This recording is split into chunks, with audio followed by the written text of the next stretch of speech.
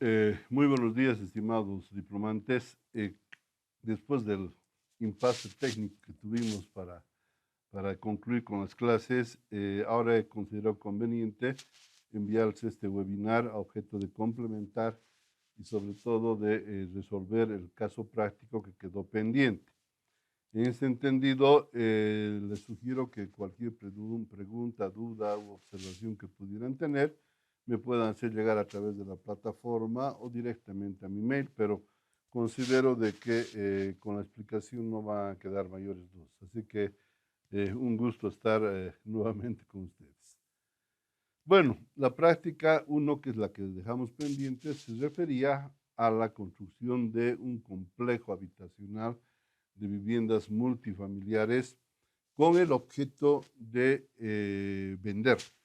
En ese sentido, era implícito que el ente ejecutor, en este caso, tenía que ser el sector privado, a diferencia de la otra práctica que ustedes han resuelto y han presentado sobre el proyecto de un hospital público.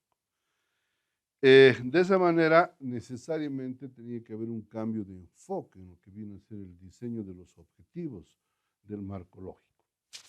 A diferencia del anterior ejercicio, aquí lo que buscamos o lo que tiene que buscar el proyecto es generar utilidades para los inversionistas, para el ente ejecutor, que en este caso, reitero, tiene que ser del sector privado.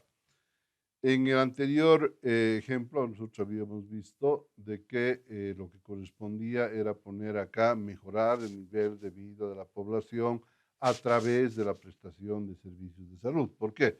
Porque el hospital público tenía que ser encarado por el Estado, ¿no ve?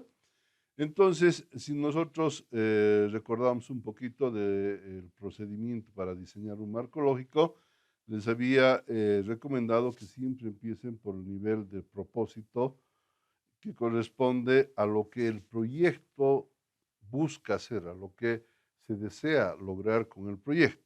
Y este objetivo está implícitamente establecido en el estudio de factibilidad. De tal forma que, revisados los antecedentes del caso, se van a poder ustedes dar cuenta de que el objetivo de este proyecto va a ser el de construir y vender viviendas multifamiliares. Cuidado, no solamente el proyecto consiste en construir viviendas, sino en comercializarlas. ¿Para qué? Para poder alcanzar el fin, el objetivo uh, final del ente ejecutor, que es generar utilidades, porque construyendo únicamente viviendas no van a obtener utilidades, tienen que construir y vender. Para este efecto, el tercer nivel de objetivo referido al componente o producto necesariamente tenía que referirse a disponer del complejo habitacional que esté listo para habitar. ¿Ya? Aquí dice complejo, disponer del complejo habitacional habitable, sí, en condiciones de habitabilidad.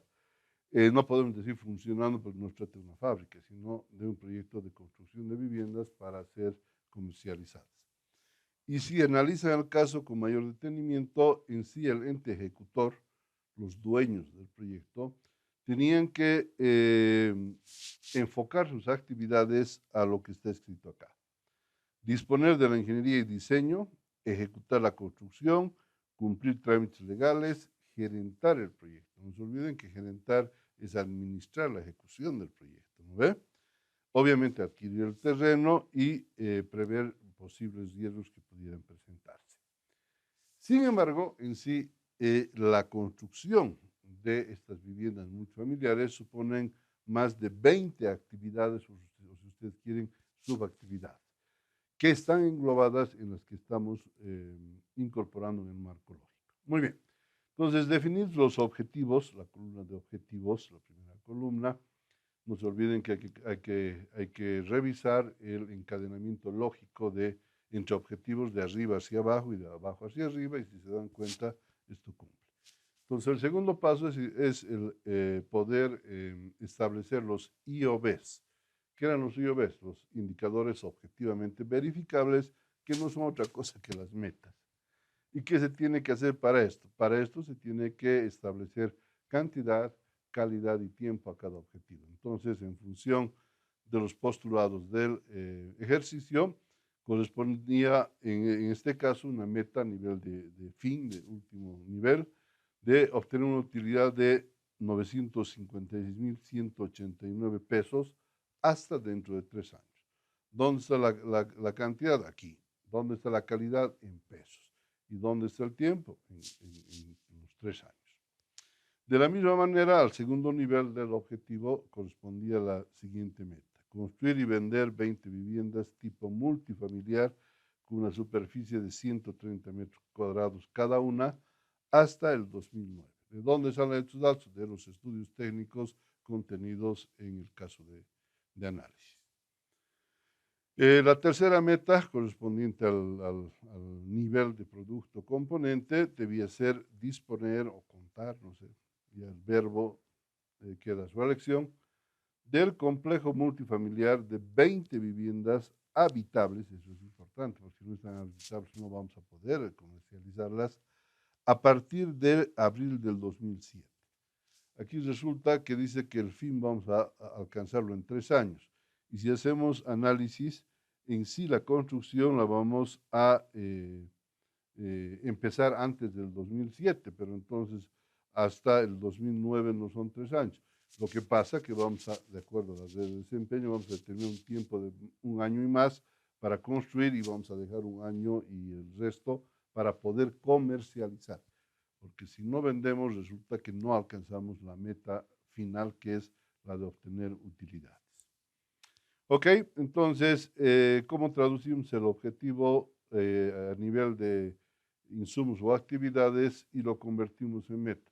Fácil, en base al presupuesto de inversiones que se ha elaborado para este efecto, que hay que calcularlas de el listado de actividades que supone la construcción y la comercialización de viviendas. ¿Por qué digo eso? Porque aquí hay un rubro de inversión corriente que vendría a ser un capital de trabajo, que va a ser el dinero que le va a permitir a la empresa el poder ir vendiendo sostenidamente las viviendas hasta acabar de vender la última. Ok, la tercera columna de todo marco lógico, ¿a qué se refiere? Se refiere a los medios de verificación. ¿Y qué es eso? Son los instrumentos o herramientas para poder controlar las metas. Entonces resulta lógico pensar que para controlar la meta de obtener la cuantía de utilidades establecidas, tenemos que disponer de registros contables y financieros. Eso es lógico y es obvio. Para poder controlar la meta del segundo nivel, informes de inspección y contratos de venta, claro. Por un lado, informes de inspección de qué? De la construcción. Y por otro lado, los contratos de venta para ir midiendo la construcción y la venta de las viviendas. Al tercer nivel de meta, referido al componente o propósito, correspondería informes de seguimiento y supervisión de las obras civiles. Claro, eso es básico para controlar que vamos a poder disponer del complejo de 20 viviendas a partir del 2007. Y por último, esto ya es menester en cualquier proyecto, vamos a necesitar de informes de ejecución presupuestaria, de inversiones y gastos, perdón, para poder controlar la ejecución de las inversiones, las actividades. Bueno, nos restaría únicamente la columna referida a lo que vienen a ser los supuestos importantes. ¿Qué es un supuesto importante? Es la probabilidad de que se produzca un riesgo que afecte a la meta del nivel superior. Por ese motivo que, a pesar de que son 4 niveles, o quieren 4 filas, únicamente habíamos dicho que se deben considerar 3 niveles, debido a que el nivel de supuestos importantes del fin no hay a qué aplique, claro, no hay una meta superior. En ese sentido, este supuesto importante tiene que estar relacionado con el cumplimiento de esta meta, este con el cumplimiento de esta otra, este tercero con el cumplimiento de la meta final y el último, no existe. De las 16 casillas de un marco lógico, únicamente vamos a llenar 15 casillas, por lo que hemos explicado antes. Bueno, ¿qué podría pasar para que, a pesar de haber construido y vendido las viviendas, nosotros no obtengamos una utilidad o la utilidad esperada? Puede pasar que la demanda disminuya, claro, si hay una crisis económica, la gente en último que va a pensar es en comprar viviendas en este momento, ¿no ve? y eso nos obliga a bajar los precios de venta. Entonces, si nosotros vendemos a un precio menor del establecido, con seguridad que este hecho va a afectar la utilidad que habíamos calculado. Entonces, el supuesto, la probabilidad del riesgo, se lo tiene que redactar a la inversa. Por eso decimos aquí que la demanda de viviendas y el nivel de precios se mantengan estables. ¿Qué pasaría para que, a pesar que dispongamos del complejo, nosotros no podamos construir y vender? Que existan problemas sociales y políticos que retrasen la ejecución de obras. Claro, ¿por qué? Porque aquí es con tiempo, ¿no? Las metas son cantidad, calidad y tiempo. Entonces, aquí tendríamos que redactar, reitero, en forma contraria y decir como un supuesto importante que los problemas sociales y políticos no retrasen la ejecución de las actividades. Y por último, que pudiera ocurrir que afecte el ejecutar las inversiones y por ende no disponer del complejo de 20 viviendas hasta, o a partir, perdón, no hasta, sino a partir del 2007. Que los desembolsos del crédito, porque el caso contempla un crédito para poder financiar el proyecto, no se efectivicen oportunamente. Entonces, nuestro puesto importante es al revés, que los desembolsos del crédito se efectivicen, perdón, se cumplan oportunamente. Entonces, si ustedes contrastan este marco lógico con el de la práctica que han realizado y con el ejemplo que les he proporcionado en material bibliográfico, van a tener los criterios suficientes para identificar y poder plantear, elaborar un marco lógico que hemos dicho que es el primer instrumento gerencial necesario para planificar la ejecución de un proyecto. Entonces pasamos al segundo ejercicio, a la segunda práctica, referida a la red de desempeño, para lo cual ustedes en el planteamiento del proyecto disponen de esta serie de actividades, toda esta información está acá, pero no están ordenadas. Y lo que hemos dicho que lo primero que tenemos que hacer es ordenar secuencialmente, en forma lógica, la realización de las actividades. Entonces, si efectuamos ese trabajo, miren, el orden cambia trascendentalmente. ¿Por qué? Porque la primera actividad debiera estar aquí abajo, no como estaba acá en un principio. Entonces, tenemos la actividad 1, la actividad 2, la 3, la 4, la 5, la 6, y después viene la 11, la 12, la 13 en función del ordenamiento lógico. Ok, efectuado esto, ¿qué necesitamos? Necesitamos establecer cuál es el predecesor de cada actividad. ¿Qué significa esto? ¿Cuál es la actividad previa, anterior a la actividad que estamos analizando? A ver, veremos. Si la primera actividad es la 1, ¿cuál sería el predecesor de la 1? Ninguna. ¿Por qué? Porque es la primera actividad. ¿Cuál va a ser el predecesor de la actividad 2? En este caso, la 1. ¿Cuál va a ser el predecesor de la actividad 3? En este caso, la 2. Y veremos en la 4. ¿Cuál vendría a ser la actividad predecesora de la 4? La 3. No, en este caso va a ser la 1. ¿Por qué? Porque lo que necesitamos, además de al establecer los predecesores, es identificar cuáles son las actividades paralelas, las actividades de secuencia múltiple que podemos realizar. Entonces, una vez determinado el predecesor, como está acá, y el identificado las actividades de ejecución múltiple, simultánea, para que se entienda mejor, nosotros, además de contar con la duración de las actividades, que de acuerdo al ejercicio se ha realizado utilizando el CPM, el método CPM. ¿Por qué? Porque esta actividad de construir vivienda es una actividad tradicional, entonces hay conocimiento empírico que permite establecer o estimar la duración de cada actividad. Entonces, una vez que dispongamos de esto, nosotros, como nos había dicho, tenemos que identificar las actividades de ejecución múltiple simultánea, que en este caso pudieran ser la 2, la 4 y la 8. ¿Ya? A su vez, también existen otras actividades de ejecución múltiple referidas a las 5 y a las 6. Y por último, existen, creo, no sé si es lo último, otras dos actividades de secuencia múltiple, la 3 y la 9. Entonces, ¿esto cómo identifican? Primero, en relación a la naturaleza de la actividad, y segundo, en función al predecesor que hemos establecido como paso previo. Ok, entonces, si hacemos eso, habíamos dicho que para diseñar una red de desempeño necesitamos establecer los eventos o los nodos, que son estos circulitos que dan inicio y conclusión a una actividad. Entonces, en este caso, vamos a empezar con la actividad 1, y la actividad 1 se inicia en el nodo 1 y concluye en el nodo 2. De acuerdo a al ordenamiento que habíamos hecho, la actividad 2 se inicia después de la 1, vale decir, en el nodo 2, y termina en el nodo 5. ¿Y por qué en el 5 y no en el 3? Porque paralela a la actividad 2 podemos realizar la actividad 8 y la actividad 4. A ver, vamos viendo un poquito.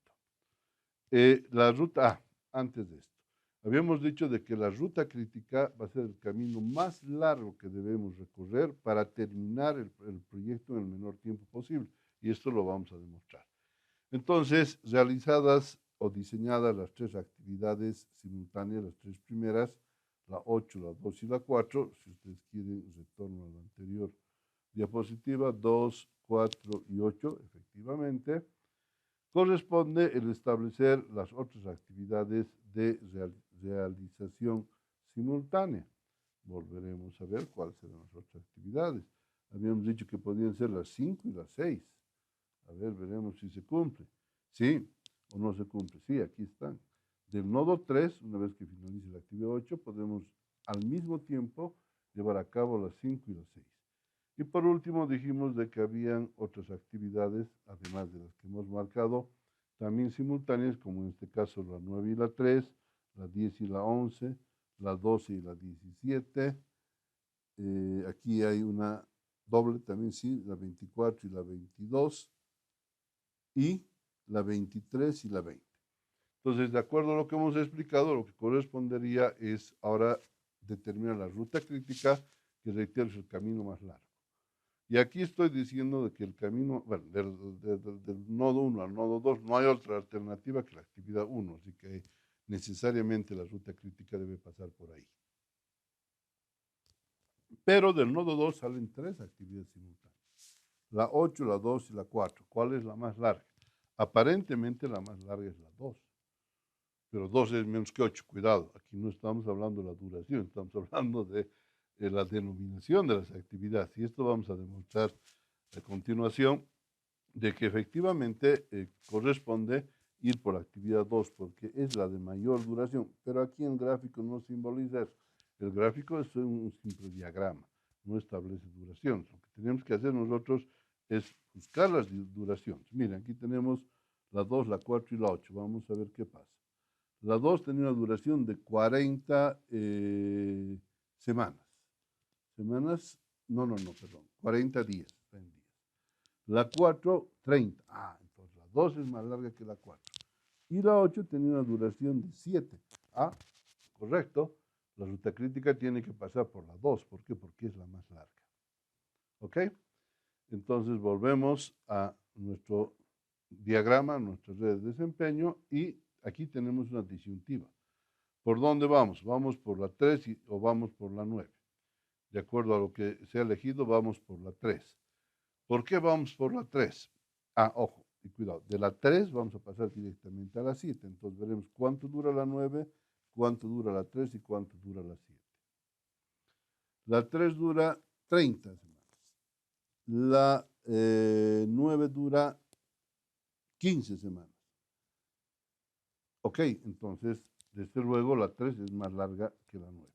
Solamente para complementar, además, tenemos que ir por la 7, que dura otras 30 semanas. O sea, estamos hablando así de 60 semanas versus 15 semanas. O sea, que está correcta nuestra ruta crítica. En todos los casos hacemos lo mismo, calculamos cuál es la ruta más larga para poder completar el proyecto, porque si nos vamos por la ruta más corta no vamos a poder completar el proyecto. Vamos a obviar algunas actividades que necesitan más tiempo, ¿ya? En ese sentido, haciendo el mismo análisis que hemos hecho, hay que ir viendo cuál es el camino más largo, y en este caso nos indica que es a través de la actividad 19, que del nodo 13 se va al nodo 14, de la actividad, o del nodo 14, la actividad sale a la 21 y pasa por la 25 y obviamente termina en la 27. Entonces, ¿qué tendríamos que hacer? Tendríamos que sumar la duración de estas líneas verdes que reflejan la ruta crítica del proyecto. En ese sentido, en base a la duración de cada actividad, ustedes ven en un cuadro de informaciones, tenemos que la actividad 1 dura 3 días, la actividad 2 40, la actividad 3 30 y así sucesivamente, y que la ruta crítica sería igual a 493 días. ¿Qué quiere decir esto? Que para ejecutar este proyecto en condiciones óptimas, no se puede mejorar esto, estas son las condiciones óptimas, nosotros necesitamos de 493 días, que son equivalentes a un año, 4 meses y una semana. Entonces, no es posible llevar a cabo, el completar este proyecto antes de un año, 4 meses y una semana. Eso vamos a demostrar a continuación, a pesar de que ya lo habíamos dicho. Y lo único que nos faltaba para terminar la red es establecer los hitos. ¿Qué son los hitos? Los hitos son puntos en los cuales se acumulan la terminación de actividades. Si se dan cuenta, en este hito, en el nodo 7, terminan 3 actividades. En el nodo 13 terminan otras 3 actividades. Y en el nodo 16 terminan 4 actividades. Entonces, estos son los puntos en los que tenemos que hacer mayor incidencia, mayor hincapié en el seguimiento y la supervisión del proyecto. En sí, como hemos dicho, tenemos que hacer seguimiento desde el inicio hasta el final. Pero estos son puntos claves, son puntos cruciales. Si en cualquiera de estos 3 hitos nosotros vemos un retraso, definitivamente el proyecto no se va a poder realizar en el tiempo que habíamos establecido. Pero aquí hay algo más para convencernos. Si ustedes suman todas las actividades en función de su duración, tendrían que necesitar 967 días para terminar el proyecto. Y aquí estamos hablando solamente de 493. Prácticamente estamos reduciendo la ejecución del proyecto a la mitad del tiempo. Aquí estamos hablando más de un año. ¿Gracias a qué? Gracias a las redes de desempeño. Miren la importancia de el programar la ejecución de un proyecto a través de este instrumento gerencial. ¿Por qué? Porque hemos dicho que, y no hemos dicho, lo sabemos, que en cualquier actividad económica el tiempo se traduce en dinero. Entonces aquí nosotros con este diseño de la red vamos a poder ahorrar más de un año en ejecutar el proyecto. ¿Y eso qué significa? Que vamos a tener las viviendas un año o más antes de lo que se tendría que tomar o tener una situación normal. Y obviamente vamos a tener mayor tiempo para poder comercializar las viviendas y vamos a percibir ingresos antes. Entonces, si producimos antes, vendemos antes. Y si vendemos antes, tenemos antes y mayor cantidad de utilidades. ¿Por qué? Porque el tiempo es costo. Entonces, con este tercer ejemplo, prácticamente, yo creo que se va a entender mejor el tema tanto del marco lógico como de la red de desempeño. Esta situación nosotros podemos observarla con este gráfico en un sentido de que nos permite ver, en el caso de la actividad 6, una duración de 30 días, más la actividad 8, duración de 7 días, que nos da en total 37 días. Estamos hablando de las actividades paralelas. La 4 y la 10, la 4 suponen 30 días, la 10-15 tiene una duración de 45. ¿Y cuál era la ruta crítica? La verde. La verde era la ruta crítica. Claro. ¿Y eso qué implicaba? Implicaba ir por la actividad 2, la 3 y la 7. Acuérdense, en la primera fase. Y esto sumaba 40 más 30, 70 más 30, 100. Entonces, efectivamente, nosotros hemos elegido, al hacer la red de desempeño, la ruta más larga posible. Pero esta ruta más larga posible se traduce en el menor tiempo posible para ejecutar completamente el proyecto. O sea, para no obviar, porque no podemos obviar ninguna de las actividades. Si estas actividades están consideradas, si están presupuestadas y están determinadas o está cuantificado su tiempo, es porque son necesarias. Reitero, esta es la verdadera utilidad de una red de ejecución de un proyecto que supone el planificar la implementación del proyecto. ¿Ok? Bueno, adicionalmente habíamos hecho referencia al cronograma Gantt, que les había dicho que es otra forma de diseñar las redes. ¿Y para qué esta otra forma? Porque, si se dan cuenta, resulta más sencillo al diseñar en primera instancia con la red de desempeño y después traducirla a esta forma gráfica que tiene un uso adicional. ¿Cuál es el uso adicional? Porque repetir lo mismo no tendría sentido. La importancia del programa Gantt de ejecución es que nos permite el establecer, el cuantificar los desembolsos periódicos necesarios. ¿Y para qué esto? Para evitar costos innecesarios. Claro, imagínense, si el presupuesto para este proyecto llegaba, la inversión, no sé, no tengo aquí la sumatoria, pero lo podemos volver a ver. ¿Dónde está aquí nuestro marco lógico? Llegaba a 2.803.629 pesos, dólares, no sé, la moneda a la que se pueda referir, posiblemente puedan ser dólares, claro. 20 viviendas, sí, puede ser, $100,000 cada vivienda. Entonces, lo lógico es que si vamos a usar créditos, sobre todo, no vamos a pedir pues los 2 millones y tantos el primer día. ¿Por qué? Porque no los vamos a usar. Esos 2 millones los vamos a usar en un año, 4 meses y una semana. Entonces, este instrumento nos permite establecer cuánto dinero necesitamos para el primer mes, cuánto para el segundo, cuánto para el tercero y así sucesivamente, en función de las actividades que correspondan al primer mes. En el primer mes vamos a necesitar todo el dinero para la actividad 1, vamos a necesitar una mayoría del dinero para la actividad 2, casi todo el dinero para la actividad 3, una minoría para la actividad 4 y así sucesivamente, ¿no? Entonces, lo que hacemos, vamos sacando proporcionalmente a cuánto corresponde el dinero que necesitamos invertir para que de esa forma programemos los desembolsos y obviamente optimicemos el uso del dinero. Claro, si vamos a ir pidiendo desembolsos en forma paulatina, los intereses se cobran sobre saldos deudores y de esta manera con seguridad que vamos a ahorrar una gran cantidad de costo por concepto de los intereses. Por último, el diagrama de responsabilidades, que vendría a ser el cuarto instrumento gerencial del sistema de manejo de proyectos. Si ustedes analizan el caso con detenimiento, ahí tiene un organigrama que se establece para la ejecución del proyecto. Cuidado, este no es el organigrama de la futura empresa. ¿Por qué? Porque aquí no va a haber empresa.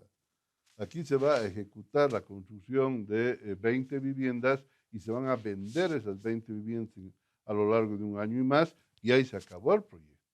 El proyecto tiene un principio y tiene un fin. Entonces, esta estructura organizativa es para administrar, para gerentar, para llevar a cabo la ejecución y la comercialización, en este caso, de las viviendas. ¿Ya?